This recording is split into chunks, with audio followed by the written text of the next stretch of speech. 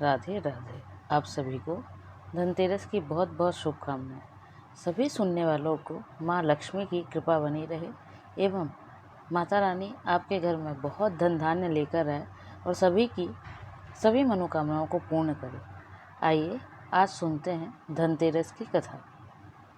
कार्तिक कृष्ण पक्ष की त्रयोदशी तिथि के दिन धनतेरस का पर्व पूरी श्रद्धा व विश्वास के साथ मनाया जाता है। धनवंतरी के अलावा इस दिन देवी लक्ष्मी और धन की देवता कुबेर की भी पूजा करने की मान्यता है।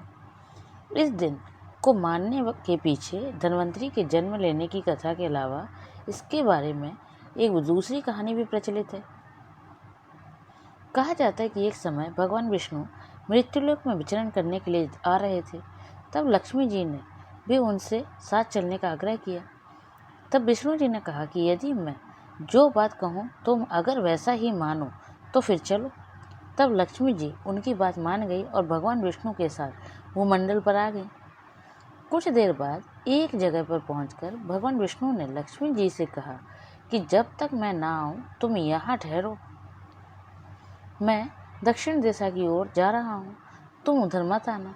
विष्णु जी के जाने पर लक्ष्मी के मन में कौतूहल जागा कि आखिर दक्षिण दिशा में ऐसा क्या रहस्य है जो मुझे मना किया गया है, और भगवान स्वयं चले गए। लक्ष्मी जी से रहा ना गया और जैसे ही भगवान आगे बढ़े लक्ष्मी जी भी पीछे पीछे चल पड़ी। कुछ ही आगे जाने पर उन्हें सरसों का एक खेत दिखाई दिया जिसमें खूब फूल लगे थे। सरसों की शोभा देखकर वह मंत्रमुग्ध हो गई और फूल तोड़कर अपना श्रृंगार करने के बाद आगे बढ़ी। आगे जाने पर एक गन्ने के खेत में लक्ष्मी जी गन्ने तोड़कर रस चूसने लगी।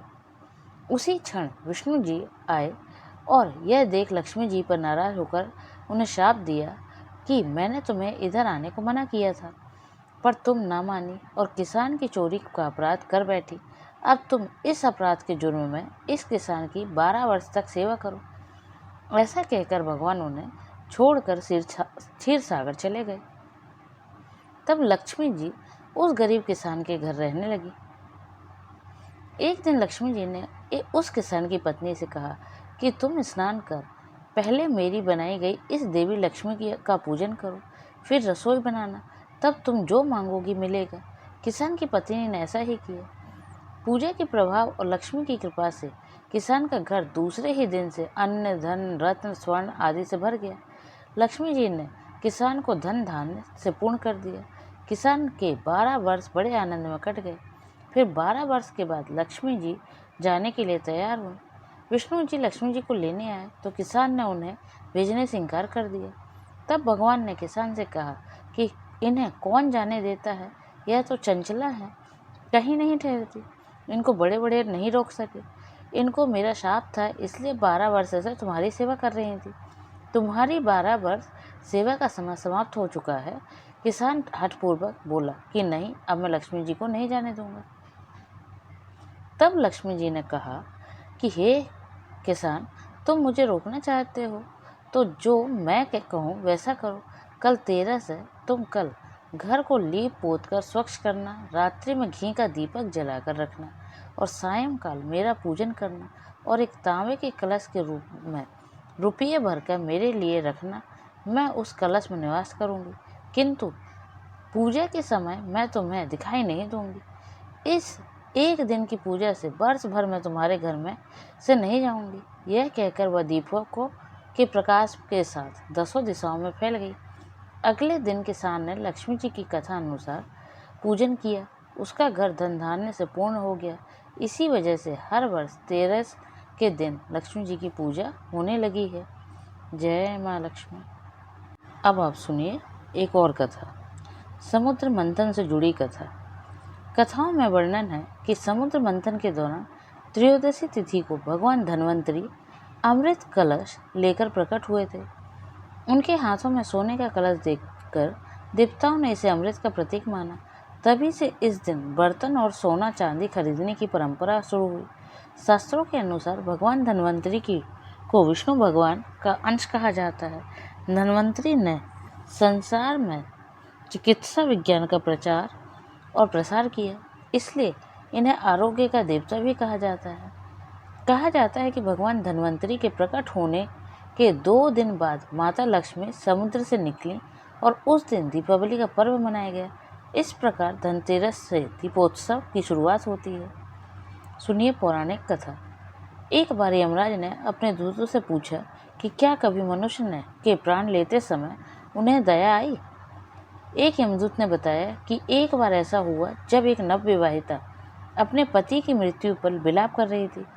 तब उसका हृदय द्रवित हो गया था। कथा के अनुसार एक दिन हंस नामक राजा शिकार पर गया था और रास्ते में भटक गया था। भटकते भटकते दूसरे राज्य में चला गया। वहाँ के शासक हेमा ने पड़ोसी राजा का आदर सत्कार किया। उसी दिन राजा की पत्नी ने एक पुत्र को जन्म भी दिया। ज्योतिषियों ने बताया कि अगर इस बालक का विवाह होता है तो वह विवाह के 4 दिन बाद ही मर जाएगा। तब राजा ने अपने बेटे को यमुना तट पर एक गुफा में रखने का फैसला लिया ताकि वहाँ स्त्रियों की परछाई भी उस पर ना पड़ सके। लेकिन ऐसा हो ना सका और संयोगवश राजा हंस की बेटी वहाँ चली गई। ब्रह्मचारी ने वहाँ मौजूद राजकुमार को देख उस पर मोहित हो गई। दोनों ने गंधर्व विवाह कर लिया और 4 दिन बाद ही राजकुमार की मृत्यु हो गई। तब यमदूत ने कहा कि उस नवविवाहिता का करुण विलाप सुनकर हृदय पसीज गया था। तब यमदूतों ने पूछा कि ऐसा कोई उपाय है जिससे अकाल मृत्यु से बचा जा सके।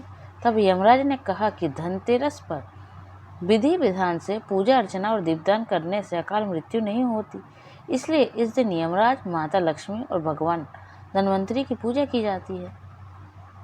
धनतेरस के दिन यम दीपक लगाया जाता है जिसे यम दीपदान कहा जाता है। इस तरह से धनतेरस का पर्व केवल धन प्राप्ति का नहीं बल्कि आरोग्य, आयु और समृद्धि की कामना का पर्व है। यह दिन हमें याद दिलाता है कि असली संपत्ति हमारा स्वास्थ्य है। इसलिए इस दिन की पूजा न केवल धार्मिक आस्था से जुड़ी है बल्कि जीवन के संतुलन और सुख शांति का भी प्रतीक है। जय माता रानी।